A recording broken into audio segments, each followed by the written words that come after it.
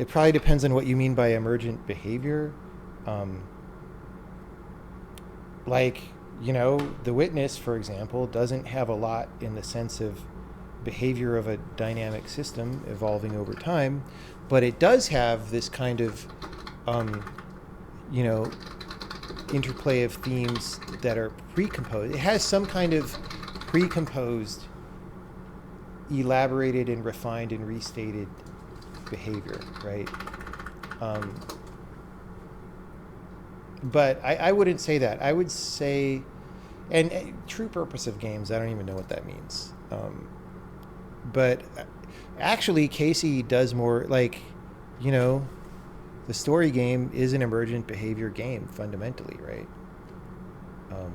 Or maybe it's changed. I don't know, but that was What my does impression. emergent behavior mean in this context? One of the problems, I don't really think I know what someone means when they say that, because are they talking about something the designer did not intend to happen? Or Not necessarily. I mean, okay. I think the usual definition. I of course can't speak for the questioner, but the typical game designer,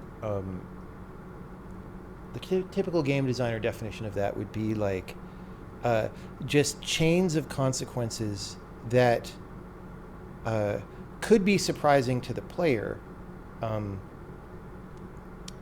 but um, may or may not, because the designer has a great deal more experience with the game, probably are not surprising most of the time to the designer, although they may also be, right? Hmm. Okay. You know, Okay. so like emergent behavior in, I don't know, like maybe there's barrels with lava in them, and barrels chain react with each other, right? And they make noise, and noises distract monsters. And I was able to chain react some barrels to distract a monster to a different area from where I was. I don't know, like Yeah. multiple. That's a very weak example, but Yeah. um, again, so Looking Glass used to try to design for emergent behavior all the time, right? Like, by the way, everyone who thinks entity component systems is a new thing, Looking Glass was all component systems Yeah. all the time. In In like, 1999. well, before that, I mean, before that, right? Like they went out of business in '99 or something, um, or maybe I have that wrong. Maybe it was So I 2000. thought 99 was when they at least published it. They were probably slightly before. I mean, they were doing that stuff. Like Thief One was like, you know, burnable was like a property, right? That Yeah, which could I be guess was attached to 97, things. so it would have been 97. Because Thief 1 was the first game that shipped with it. Yeah. Um, Yeah.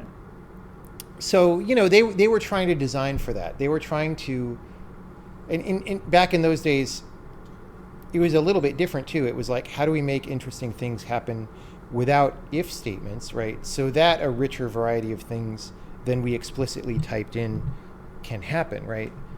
That's still a little bit different because as a designer, so one level of thing is what do I explicitly type in to happen, right? And then a next level of thing, what do I understand will probably happen as the consequence of the things that are typed in, and that's a bigger set of things probably if the rules are interesting.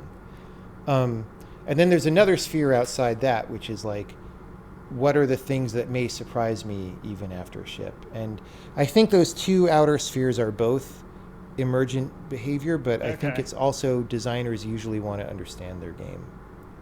You So know, I guess what I would say is that I guess I really don't.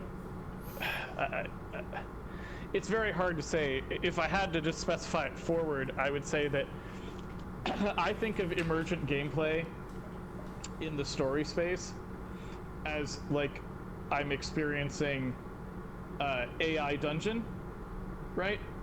Which I think is like it's sort of obviously not a high quality story if it can really be all that emergent, because stories don't tend to feel that kind of random in even like artsy experiential stories. uh, usually the good ones feel very intentional in a lot of ways. Yeah. You know? Yeah. So I guess what I would say is, at least for me, I would draw a pretty hard distinction between emergent in the simulational sense and intentional. And if emergent gameplay is the kind that's sort of simulational in that way, then it's expressly not what I would want in stories, and also what I think a lot of story tech gets wrong, which is to just like the sort of Chris Crawford style of things. Because I really don't think that adds much. Maybe that's interesting in the sandbox gameplay kind of world, where it's just like, you know, oh, I was doing this thing in Minecraft and something happened. But I don't think that's very interesting for narratives, so, you know, no. That's just what I would say. Yeah, I mean, one of the things that goes back to the early history of stories even, right, is that the person who wrote the story and or is telling it to you verbally, because these predate writing, had a reason to tell it to you, right? Like, there's a reason why we're telling this story and not some other story. And just from a very basic standpoint, the story has to satisfy that reason for its being told. And that implies some constraints on what happens or how it happens. Yes. So, like, if anything can happen, there's not really a reason for the story.